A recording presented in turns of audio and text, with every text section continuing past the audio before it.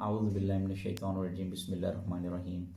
رب اشرح لي صدری ويسر لي أمري واحلل عقدة من لساني يفقهوا قولي۔ آج کی جو ویڈیو ہے وہ بیسیکلی معراج شریف سے ریلیٹڈ میں نے بنانی تھی، اور یہ ایک بڑا امپورٹنٹ ایونٹ تھا جو ہم مسلمانوں کے لیے ایک باعث رحمت ہے، اور خاص طور پہ اللہ رب العالمین نے اپنی خاص عنایات اور فضل سے نوازا جناب رسول اللہ صلی اللہ علیہ وسلم کو۔ تو قرآن پاک کی روشنی میں اگر ہم اس ایونٹ کو دیکھیں تو ہوا یہ تھا کہ اللہ تعالیٰ نے سورہ بنی اسرائیل میں اس کا ذکر کیا ہے کہ پاک ہے وہ ذات جو اپنے بندے کو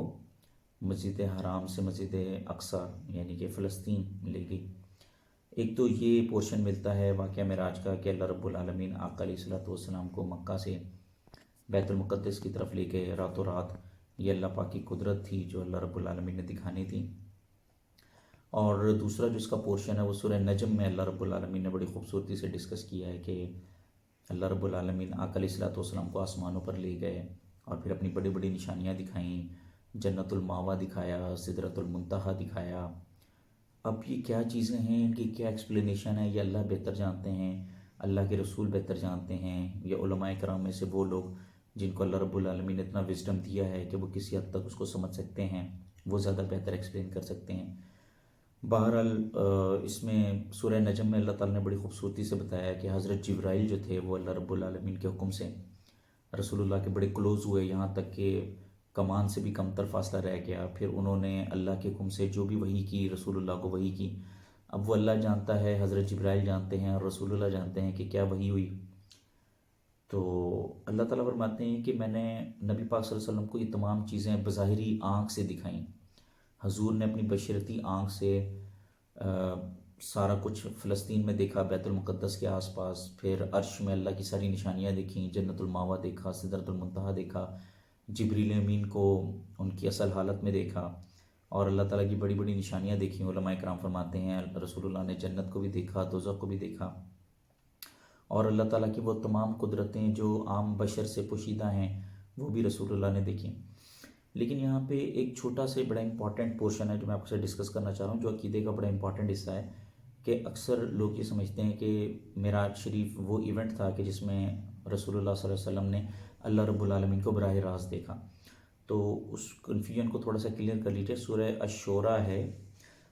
اس کی سورہ جو ہے وہ اس کی آیت نمبر 51 ہے۔ تو اس میں اللہ تعالیٰ فرماتے ہیں کہ کسی بشر کی یہ مجال نہیں کہ وہ اللہ تعالیٰ سے براہ راست کلام کرے، مگر یہ کہ وحی کے ذریعے سے یا پردے کے پیچھے سے۔ جیسے اللہ رب العالمین نے تمام انبیاء پر وحی نازل کی فرشتوں کے ذریعے سے، حضرت جبرائیل کے ذریعے سے، یا اللہ رب العالمین نے خواب کے ذریعے سے ان پہ وحی نازل کی، یا موسیٰ علیہ السلام وہ اللہ کے جلیل القدر رسول ہیں کہ جن سے اللہ رب العالمین نے کلام کیا لیکن پردے کے پیچھے سے کیا۔ تو اگر ہم لوگ یہ ازیوم کرتے ہیں کہ رسول اللہ نے لائیو اللہ پاک کا دیدار کیا ہے، اور سورہ نجم میں وہ جو آیات ہیں کہ کعبہ قوسین او ادنیٰ یعنی کہ ایک کمان سے بھی کم تر فاصلہ اللہ اور رسول اللہ کے درمیان رہ گیا، تو یہ کنفیوژن ٹھیک کر لیں، کیونکہ ایسا نہیں ہے۔ اگر ایسا ہوتا تو اللہ تعالیٰ ڈیفینیٹلی اس کو کلیئر کٹ کر دیتے اور اس کی اپوزیشن میں یہ والی آیات نہ آتی۔ تو اس میں کوئی شک نہیں ہے کہ بشر کی جتنی بھی صف ہے اس میں رسول اللہ کا مقام سب سے بلند ترین ہے۔ آپ انبیاء کی جو ہے وہ جماعت میں آتے ہیں، اور انبیاء کی شان یہ ہے کہ ان پر سلامتی ہے۔ اب اس واقعے سے ایکچولی ہم لوگوں نے لینا کیا ہے؟ ہم نے یہ لینا ہے کہ دیکھیے اللہ رب العالمین نے رسول اللہ کے ذریعے سے یہ بات ہم تک پہنچا دی ہے کہ اللہ تعالیٰ نے اس پوری کائنات میں ایک تو وہ چیزیں جو بظاہر ہمیں نظر آتی ہیں، مطلب اس یونیورس کے اندر بہت سی چیزیں ایسی ہیں جو ہمیں نظر نہیں آتی۔ تو جیسے اللہ تعالیٰ فرماتے ہیں میں جاندار سے بے جان کو پیدا کرتا ہوں اور بے جان سے جاندار کو پیدا کرتا ہوں۔ تو آپ دیکھ لیجئے یہ تو سائنٹیفکلی پروو ہو گیا کہ ہم آکسیجن لیتے ہیں اپنی زندگی کے لیے، اور ہم ریسپائریشن کے دوران کاربن ڈائی آکسائڈ باہر نکالتے ہیں۔ تو یہ تو میں نے آپ کو ایک بڑی چھوٹی سی اگزامپل دی۔ بہرحال دا مین پرپس یہ ہے کہ اس کائنات میں جو کچھ ہمیں نظر آتا ہے وہ تو اللہ کی شان ہے ہی، اللہ کی نشانیاں ہی ہیں۔ اس یونیورس سے بیونڈ جو آسمانوں سے اوپر کے معاملات ہیں، جنت دوزخ کے معاملات ہیں، جنت الماوا کے ہیں، سدرۃ المنتہا کے ہیں، جبریل امین کی حقیقت کے ہیں، وہ اللہ تعالیٰ نے حضور پاک پر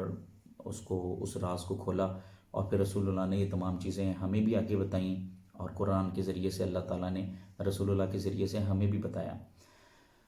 ایکچولی اس واقعے سے ہمیں لینا کیا ہے؟ اس واقعے سے ہمیں یہ لینا ہے کہ اس دنیا کی جو حقیقت ہے، یہ دنیا اور اس دنیا کے اندر موجود دنیا کی تمام چیزیں جو ہیں، یہ دنیا اور اس دنیا کی تمام چیزیں عارضی ہیں،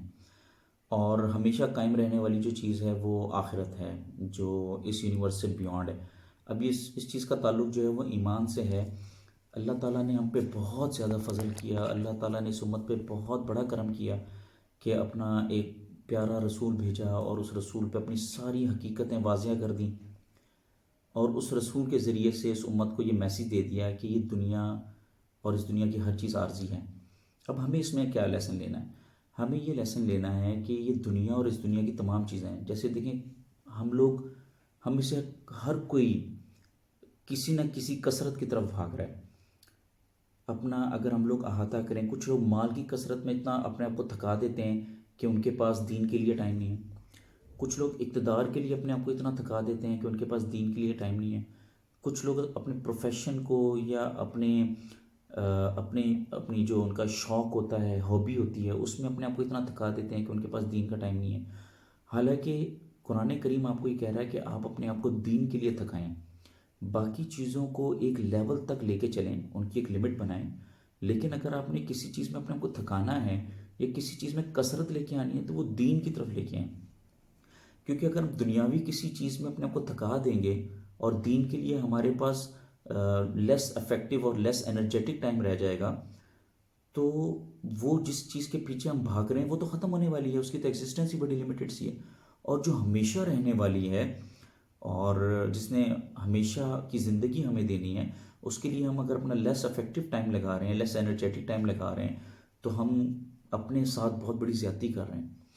تو واقع معراج سے جو چیز ہمیں سمجھ آ رہی ہے وہ یہ سمجھ آ رہی ہے کہ اللہ رب العالمین نے وہ تمام نشانیاں جن کا قرآن پاک میں ذکر کیا وہ فزیکلی رسول اللہ کو دکھا دی، اور رسول اللہ ہی واحد وہ اپروپریٹ انسان تھے کہ جو ڈیزرو کرتے تھے کہ جن کو یہ ساری چیزیں دکھائی دینی تھیں، اور پھر آگے انہوں نے آ کے ہم سب کو یہ بتایا، اور اللہ نے قرآن پاک میں رسول اللہ کی صفت بھی بیان کی کہ حضور جو ہیں وہ بڑے غفور الرحیم ہیں ہم پر، اور وہ حق چھپانے میں بالکل بھی کنجوسی نہیں کرتے، انہوں نے ساری چیزیں ہمیں کلیئر کر بتا دیں، بڑا پیار کرتے ہیں وہ ہم سے۔ تو سر ہمیں حقیقتوں کا پتہ چل گیا ہے۔ اب جو ہم لوگ ایمان لاتے ہیں، ہم مسلمان ہیں، تو ایمان لانے کا مطلب یہ ہے کہ ہم اسے اپنی ایکشن سے بھی پروو کریں۔ تو ہمیں 100% ایفیشنسی دین پہ لگانی چاہیے، قرآن سیکھ کے لوگوں کو سکھانا چاہیے، اس پہ عمل کرنا چاہیے، اور جو باقی چیزیں ہیں جیسے پیسے کمانا، پروفیشن، اقتدار، اس پہ اپنا اتنا افیکٹو ٹائم اسپینڈ نہیں کرنا چاہیے۔ ویسے بھی اللہ تعالیٰ نے فرمایا ہے کہ یہ سورہ نور میں اللہ تعالیٰ نے وعدہ کیا ہے کہ جو ہماری آیات کی پابندی کرتے ہیں ہم ان کو زمین میں خلافت دے دیں گے۔ تو اگر ہم اسی سیدھے راستے پہ چلتے رہیں، قرآن پاک پہ رسول اللہ کی پیروی کرتے رہیں، تو یہ تمام چیزیں جن کے پیچھے ہم اپنی انرجی صرف کر رہے ہیں، پیسہ، دولت، اقتدار، حکومت، عزت، یہ چیزیں ہم سب کو مل جائیں گی